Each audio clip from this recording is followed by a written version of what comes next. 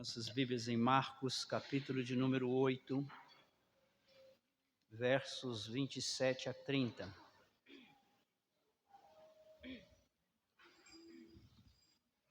Antes de fazermos a leitura, Marcos 8, abra sua Bíblia, mantenha ela aberta.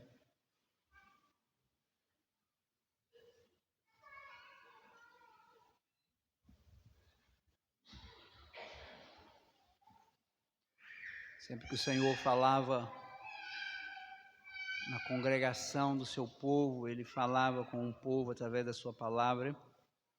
E nós vamos pedir ao Senhor que fale conosco, que o Espírito do Senhor, só o Espírito do Senhor pode colocar a palavra dele no seu coração, no meu coração. O entendimento mental nosso não significa que a palavra caiu no coração. Então nós temos que pedir isso ao Senhor. Vamos fechar nossos olhos e vamos orar. Pai querido, nós vamos agora ler a Tua palavra e pedimos que o Teu Espírito fale conosco. Que o Teu Espírito haja no nosso coração e aplique essa palavra de tal forma que nós venhamos, ó Deus, a vivê-la para a glória do Teu nome. Que Teu Espírito realmente derrame no nosso coração essa semente maravilhosa que é a palavra do Senhor, para que nós venhamos, ó Deus, realmente viver conforme a Tua vontade. Que o Senhor tenha misericórdia de nós, que o Senhor aplique essa palavra ao nosso coração para a glória do Teu nome. Nós oramos, ó Pai, agradecidos no nome santo do Senhor Jesus. Amém. Marcos capítulo 8, versículo 27 a 30. Então Jesus e seus discípulos partiram para as aldeias de Cesareia de Filipe. E no caminho perguntou-lhes: quem dizem os homens que eu sou? E responderam, João Batista, outros Elias, mas outros, algum dos profetas. Então lhes perguntou: mas vós quem dizeis que eu sou? Respondendo, Pedro lhe disse: tu és o Cristo.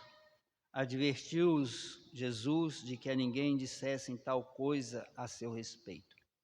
Meus irmãos, nós chegamos num ponto do Evangelho de Marcos, onde há uma mudança muito forte no foco do Evangelho. Até aqui, nos textos que antecederam, nós vimos os relatos referentes às ações do Senhor Jesus, o que Jesus fez no meio dos judeus, no meio dos gentios, no início do seu ministério, quando ele começou, e vimos aqueles enfrentamentos, vimos Jesus pregando na sinagoga, no dia do Senhor, ele participando, e nós viemos aqui vendo esse ministério ativo dele. Quando chega aqui nesse texto, há um divisor de águas aqui. Marcos faz esse relato, é o mesmo relato que nós encontramos acrescentado de alguma coisa mais, nós encontramos em Mateus, onde Jesus pergunta a Pedro, depois ele diz a Pedro que foi Deus que revelou a ele, e ele diz: sobre essa pedra edificaria a minha igreja. Se você lembrar da carta de Pedro, Pedro vai dizer que a pedra é Cristo. Então o próprio Pedro mostra que não é ele a pedra, mas que ele somente era um líder, e a declaração dele é que era realmente aquilo que Jesus estava afirmando, em quem que a igreja seria edificada. E aqui ele faz essa pergunta, e Pedro dá a resposta em nome dos apóstolos. Agora, vai se iniciar as orientações sobre a crucificação. A partir daqui, vai se iniciar Jesus orientando, falando sobre a sua morte, que se aproximava, morte de cruz, a sua crucificação, e o seu ato final, que vai culminar na sua morte. Então, nesse texto, Jesus pergunta aos discípulos sobre o que as multidões, ou o povo em geral, pensava sobre ele, dizia sobre ele, dizia quem ele era. e também o que os discípulos criam e pensavam sobre ele, sobre quem ele era. Antes de nós passarmos para o texto, para nós entrarmos aqui no texto mesmo, nós necessitamos de saber o que o povo de Deus pensava nessa época sobre Cristo. Às vezes nós lemos esse texto e passamos batidos sobre ele e não paramos para refletir por que Jesus faz essa pergunta. Por que Jesus pergunta isso e por que ele dá tanta importância na resposta de Pedro? A primeira coisa que nós precisamos de entender aqui, meus irmãos, é que a palavra Cristo não é um nome. Jesus é um nome. Cristo não é nome. Talvez você vai se surpreender com isso. Jesus Cristo. Na verdade, a palavra Cristo significa Messias ou significa ungido. Se você dizer assim, Jesus ou ungido, você está dizendo Jesus Cristo. Então, quando Jesus pergunta a eles sobre quem ele era, e eles respondem o Cristo, eles estão dizendo, você é ungido.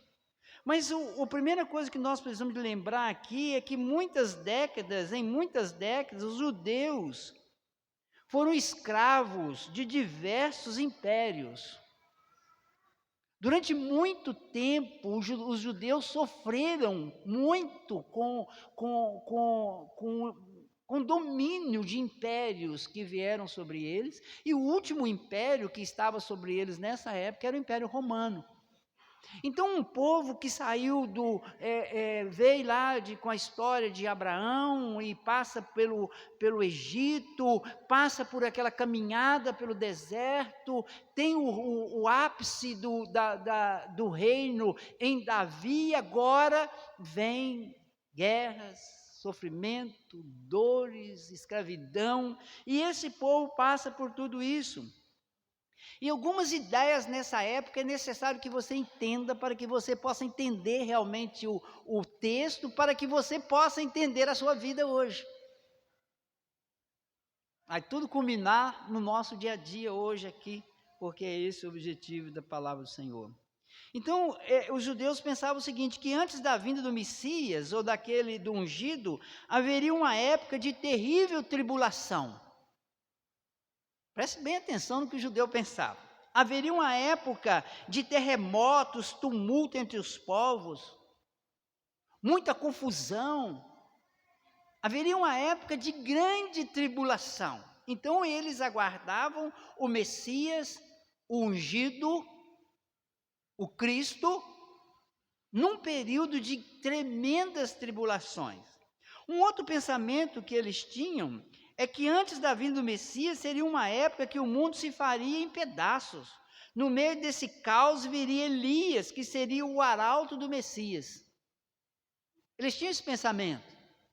Eles pensavam que o mundo viraria um caos, que o mundo iria se despedaçar.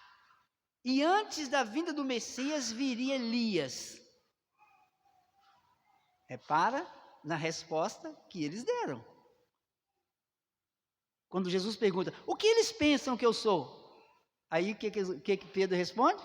E a resposta de Pedro, meus irmãos, aqui é a resposta do grupo. Porque Jesus pergunta, quem vocês pensam? O que vocês pensam? Aí Pedro responde, Pedro está liderando o grupo. Aí ele diz, eles pensam que o Senhor é o Messias, que o Senhor é Elias. Messias não, que o Senhor é Elias. E eles acreditavam que o Elias seria o arauto do Messias. Vocês lembram quando Jesus fala de João Batista, ele vai dizer que Elias já veio. Se referindo a quem? A João Batista. Que João Batista era o arauto. Que João Batista era aquele que viria antes do Messias. Ele vai confirmar isso, se referindo a João Batista. Outra coisa que eles acreditavam é que as nações se alinhariam contra o ungido de Deus. E essas nações seriam destruídas totalmente. Então, eles acreditavam que todas as nações ao redor de Israel se alinhariam numa disposição contrária a Israel, aos judeus, e que enfrentaria esse Messias, e que o Messias seria o mais destrutivo de toda a história de Israel. Eles acreditavam que ia haver uma carnificina muito superior àquela que teve quando Israel entra na Terra Prometida. Eles acreditavam nisso, que o Messias viria e que todas as nações se voltariam contra ele e se alinhariam contra o ungido de Deus, e essas nações seriam destruídas, de forma assim, um derramamento de sangue. Também eles acreditavam que haveria uma renovação de Jerusalém. Jerusalém seria renovada, Jerusalém seria liberta, e haveria uma reconstrução de Jerusalém. Jerusalém voltaria ao seu esplendor do reinado de Davi, e nessa renovação, os judeus que estavam dispersos por todo o mundo voltariam a Jerusalém. Esse era o pensamento deles. Meus irmãos, por incrível que pareça, nós temos ainda muita gente que pensa isso. Muita gente. Que vai haver uma restauração de Jerusalém e que os judeus que estão dispersos pelo mundo voltarão a Jerusalém. Tem gente que ainda pensa isso.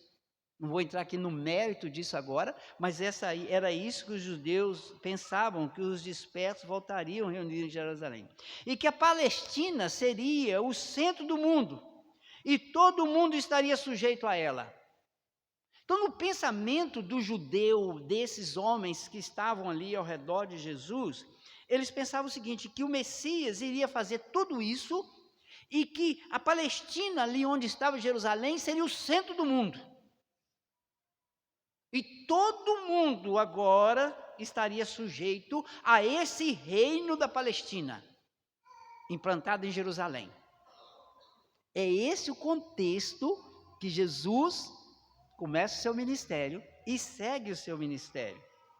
Nesse contexto, meus irmãos, nós podemos entender por que eles foram tão opositores ao ministério de Jesus. E podemos entender uma outra coisa que eu quero que vocês comecem a pensar aqui.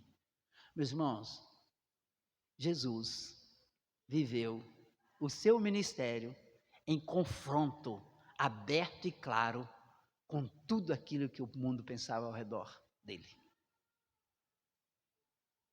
Ele viveu dessa forma.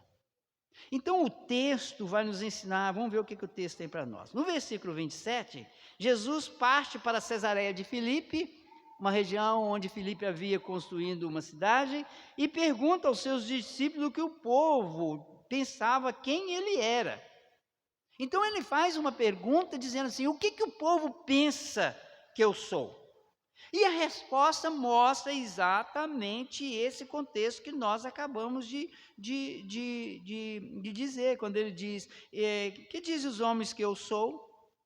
E eles respondem no versículo 28, o Senhor é João Batista que ressuscitou, o Senhor reencarnou, sei lá, ou então outros, Elias, mas outros, alguns dos profetas. Eles estão dizendo, o Senhor ou é um profeta que vem antecipando a volta do Messias, ou o Senhor é Elias, que nós entendemos que é o arauto do Messias, o Senhor é João Batista. Eles simplesmente confirmam aquilo que o povo pensava e que o povo esperava. Quero que você guarde bem isso, é o que o povo esperava. Não é aquilo que Jesus era, mas o que o povo esperava. Aí ele pergunta aos discípulos, no versículo 29, ele diz, então lhes perguntou, mas vós, quem dizeis que eu sou? Repare que ele diz o seguinte, olha, vocês, o grupo dos apóstolos, quem vocês dizem que eu sou? O que vocês estão conversando entre vocês que eu sou? Aí Pedro toma a frente, como líder, e depois ele vai se tornar realmente líder da igreja primitiva. Ele toma a frente, como sempre, né? Pedro está na frente das coisas, e ele toma a frente e ele responde: tu és o Cristo. Quando ele diz tu és o Cristo, ele não está dizendo que o seu nome é Jesus Cristo, ele está dizendo o Senhor é o ungido, prometido de Deus em todo o Velho Testamento, o Senhor é o Filho de Deus, o Senhor é o Rei, o Senhor é o Messias, o Senhor é o descendente da linhagem de Davi, o Senhor é tudo aquilo que o Velho Testamento promete, o Senhor é o ungido de Deus. Quando ele fala isso, se você voltar lá no texto de Mateus, você vai ver Jesus dizendo: ó, Pedro, isso não procede do seu coração, do seu entendimento, isso foi Deus quem te revelou. Foi Deus quem te revelou. Aí, meus irmãos, Jesus perguntando a esses apóstolos, e esses apóstolos se posicionam contrariamente a todo aquele pensamento que a população tinha. O pensamento do povo era que estava ali Elias, que estava ali João Batista, que estava ali um profeta, mas os apóstolos, eles se posicionam de forma clara e definitiva contra o pensamento de todo mundo, o pensamento geral que tinha no meio onde eles estavam. O pensamento é o que ele responde no versículo 29, e quando chega no versículo 28, quando chega no versículo 29, os apóstolos se posicionam de forma firme contra tudo aquilo que o povo pensava. Por isso Jesus diz no versículo 30, olha o que diz o versículo 30, advertiu-os Jesus de que a ninguém dissessem tal coisa a seu respeito. Mas, irmãos, por que Jesus faz essa advertência? Porque Jesus sabia o que estava acontecendo, o que todo mundo pensava, e que se eles anunciassem que ele era o Messias, que ele era o ungido, ele teria mais problema do que ele já estava tendo. Vocês lembram que quando ele curou, ele falou: ó, não conta, não proclame, não falem. Por quê? Porque ele sabia que a oposição era muito forte. Por que a oposição era muito forte? Porque eles esperavam um rei que libertasse Jerusalém, eles esperassem um que faria de Jerusalém, a Palestina, o centro do mundo. Eles esperavam coisas que Jesus não estava dando a eles.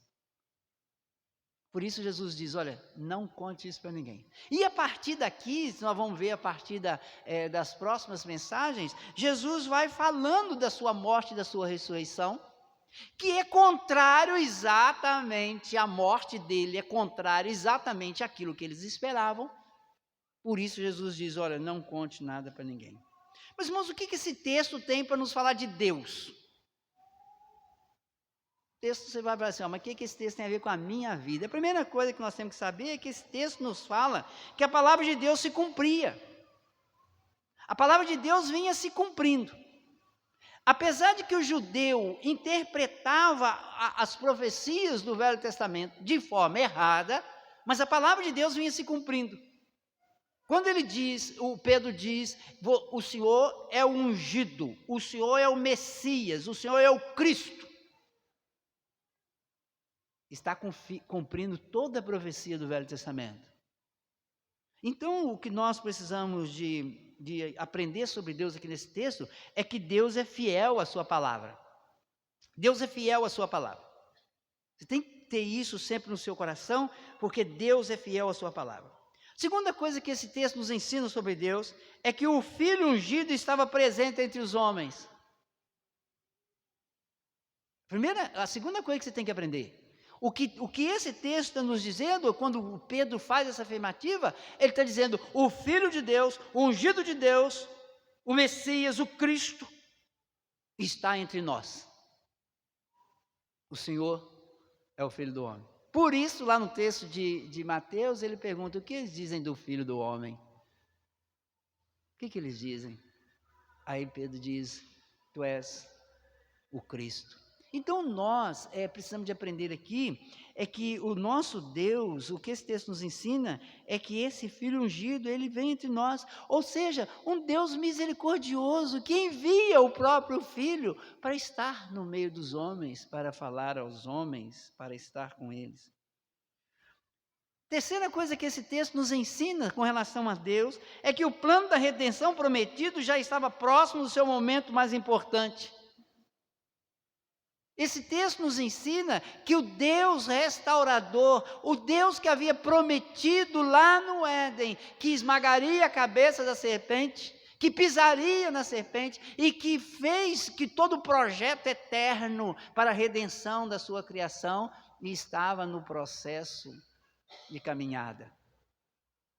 É isso que esse texto nos ensina, que o nosso Deus é um Deus restaurador. Agora, esse texto também, meus irmãos, tem que nos alertar sobre o ensinamento sobre o homem.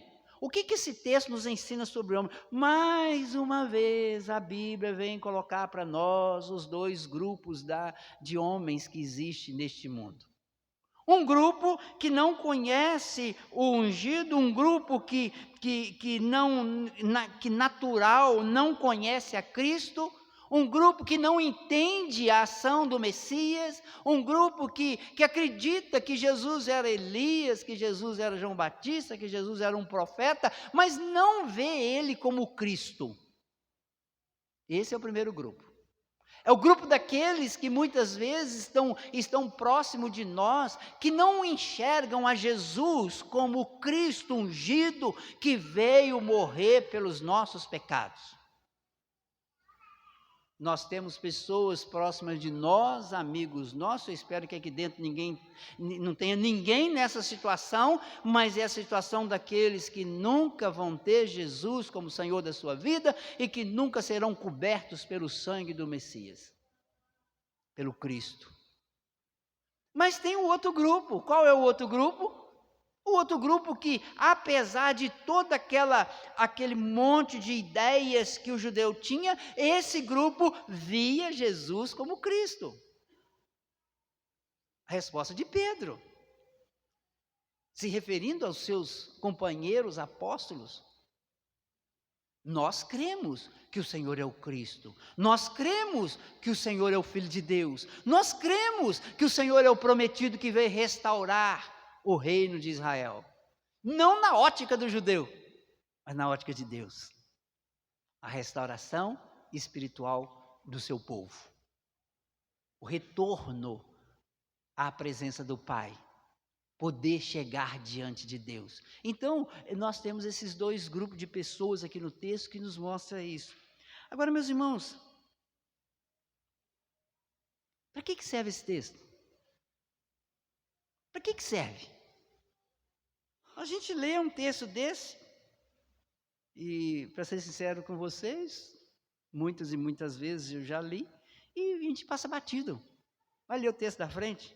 Ah, isso é uma conversa de Jesus com os apóstolos, com Pedro. Larga isso para lá. Meus irmãos, para que isso serve? Qual é a prática que nós temos que tirar desse texto? O que fazer com o texto? Primeiro, nós devemos saber claramente o que o mundo diz do Senhor. A primeira coisa que esse texto nos ensina. Você tem que saber o que aquelas pessoas ao seu redor pensam do seu Senhor. Por isso Jesus pergunta a eles: o que eles pensam de mim? O que as pessoas com quem você anda pensam do Senhor? O que as pessoas com quem você tem confiança pensam do Senhor? Qual é o pensamento daqueles que te cercam, aqueles com quem você trabalha, aqueles com quem você às vezes tem um momento de comer um churrasco com eles? O que eles pensam do Senhor? Jesus está perguntando aos seus discípulos: o que eles pensam do Senhor? Você já experimentou perguntar às pessoas com quem você convive, que vivem ao seu derredor, e perguntar a eles assim: o que você pensa de Jesus? Dependendo da resposta dele, meu irmão, eu quero dizer uma coisa para você: afaste-se dele. Afaste-se dele. Porque ou você se aproxima de Deus, ou você aproxima do diabo. Não tem comunhão. Ah, mas então eu vou me afastar do mundo todo? Não, afaste da intimidade com eles. Bom dia, boa tarde, precisa de mim? Trabalhamos juntos. Mas a primeira coisa prática que esse texto nos dá é: saiba o que aqueles que estão próximos de você pensam do Senhor. Porque você vai ficar surpreso com algumas respostas. É capaz de você achar dentro até mesmo daqueles que se dizem evangélicos, dizendo que Jesus é não sei o quê, não sei o quê. Cuidado, saiba disso. A segunda questão prática aqui nesse texto é que você tem que saber claramente quem é o Senhor. Parece uma redundância. Eu quero saber o que o outro pensa, mas eu tenho que saber. Porque se você não souber quem é o Cristo, quem é o Messias, o motivo pelo qual ele veio, por que ele é ungido, por que ele morreu, por que ele deu a vida, se você não souber disso, a sua fé não é lógica, não tem razão de ser. Você tem que saber. Você tem que saber disso. Você tem que saber que ele morreu e deu a vida. Você tem que saber isso de forma clara. E que quem pregou ele na cruz não foi esses judeus, foi o seu pecado que pregou ele na cruz. Quem ele é? Quem ele é? Ele é o Filho de Deus. Meus irmãos, isso não é simplesmente dizer intelectualmente. Ele é o seu Senhor. Ele é o dono da sua vida. Você tem que saber disso. Quando Pedro diz, tu és o Cristo. Repare que no texto de Mateus, Jesus diz, não foi corpo, não foi carne que te revelou, mas foi o Pai que está nos céus. Porque se o Senhor Deus, através da ação do Espírito dele, não revelar para você quem é Jesus, você nunca vai ter uma relação com ele do jeito que precisa ter. Então, o segundo ensinamento prático desse texto que nós devemos colocar em prática é saber claramente quem é o Senhor. Terceiro ensinamento prático é que você tem que se posicionar firmemente com o que você crê. Meus irmãos, não tem como você viver neste mundo sem se posicionar de forma firme. Como cristão que você é. O nome diz cristão porque você parece com Cristo. Nós estamos vivendo uma fase em que a superficialidade do evangelho tem criado uma igreja evangélica que acha que pode conviver com aqueles que não creem em Cristo de igual para igual, como se nada fosse diferente. Meus irmãos, ou você se posiciona como cristão, ou você se posiciona com aquilo que você crê, ou então saia de dentro da igreja e vá embora viver o mundo, enquanto Jesus não te manda para o inferno. Vai viver, vai fazer farra, vai fazer tudo que o mundo te oferece, porque o seu fim será o inferno. Então faça enquanto você não vai para lá. Porque aqui ou você é realmente, ou você declara. Meus irmãos, a declaração de Pedro foi feita em particular, porque se ele declara isso de forma aberta mesmo, morria também. Por quê? Porque quando ele diz que Jesus era o Messias, ele está se posicionando abertamente contra o seu povo judeu. Ele se posiciona. Então, esse texto nos ensina que nós devemos ter posição forte e firme como cristão nesse mundo. Nós temos que ter. Mas não é bem assim, né? Esse pastor é meio exagerado. É isso que o diabo quer que você crê. É isso que o diabo quer que você crê. Isso pode ser feito de qualquer maneira. O culto pode ser de qualquer maneira. tudo de qualquer maneira, porque Deus está vendo a intenção do meu coração. Deus está vendo a intenção do seu coração, igualzinho Ele viu a intenção do coração de Uzá. E o Uzá estava bem intencionado. Não queria que a arca do Senhor caísse no chão. Morreu. De boa intenção, o inferno está cheio. Põe isso no seu coração. Deus quer obediência. Vocês acham que Saul não tinha boa intenção quando ele sacrificou antes de Samuel chegar? Você sabe o que Saul queria? Saul queria que o povo não saísse, fugisse. Saul queria vencer a guerra. Saul queria defender Israel. Saul era bem intencionado, mas fez algo que Deus não queria. Então eu quero dizer uma coisa para você. Se você é cristão e acha que pode fazer tudo porque é bem intencionado, saiba de uma coisa: não é assim com o Senhor. Você tem que ter posição. E esses apóstolos tiveram. Em quarto lugar, esse texto nos ensina que nós não podemos nos dobrar diante do que o mundo crê. E o maior exemplo disso é o Senhor Jesus.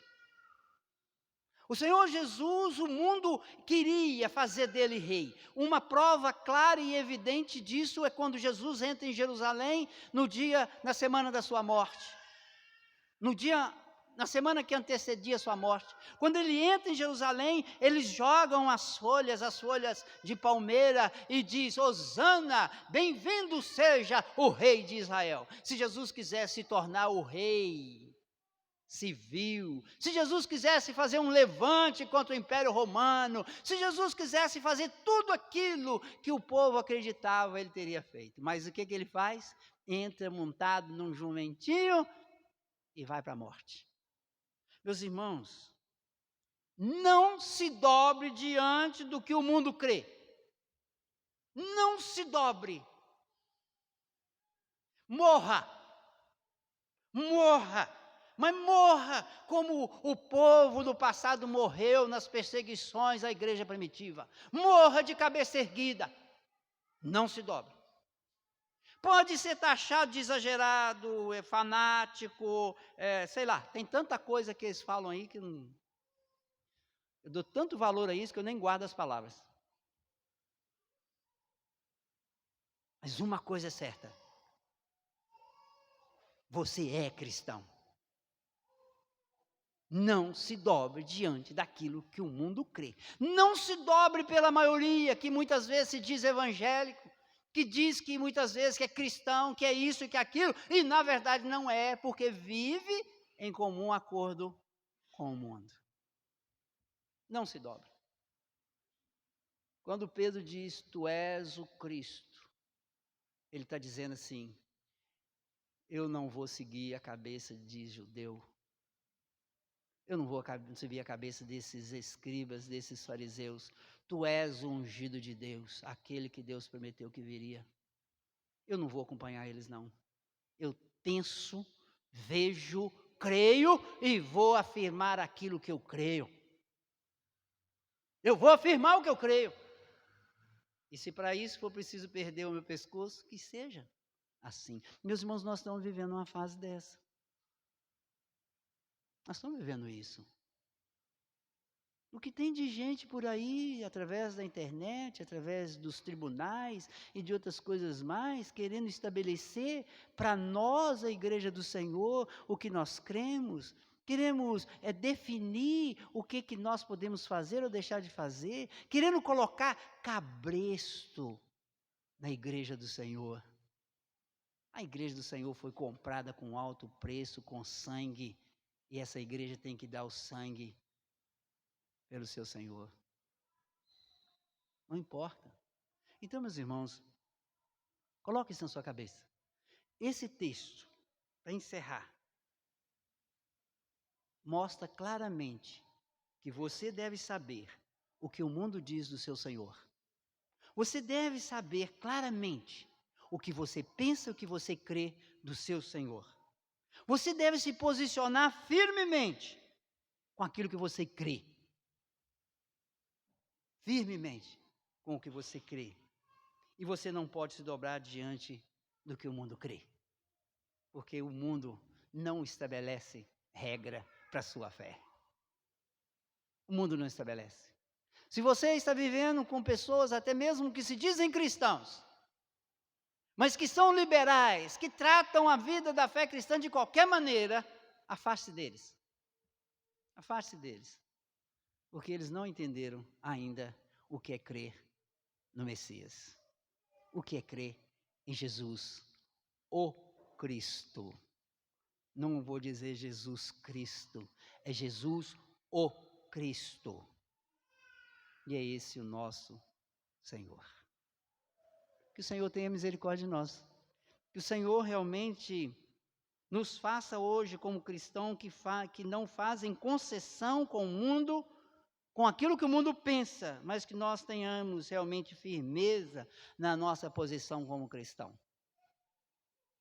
Que sejamos aquilo que o apóstolo Paulo diz em Romanos capítulo 12, não vos conformeis com este século, mas transformai-vos pela renovação da vossa mente. A Ele toda a honra e toda a glória. Quero chamar os presbíteros aqui à frente para que nós